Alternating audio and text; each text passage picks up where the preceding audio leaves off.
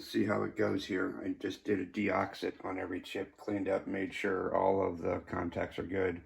Turned the board over. I cleaned up a couple of solder joints that looked like they had not quite good connections on a couple of the chips.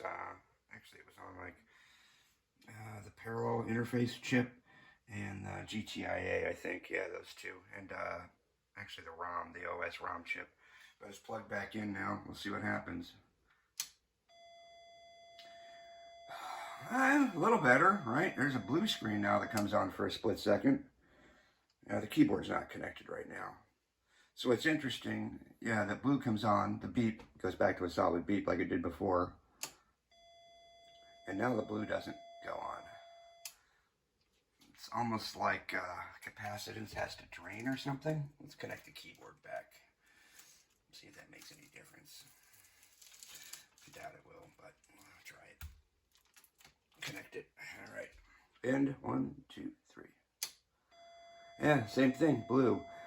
I got a funny feeling it's the video chip, but it could be one of the others. I just guess I need to start checking all the basic logic chips and go from there.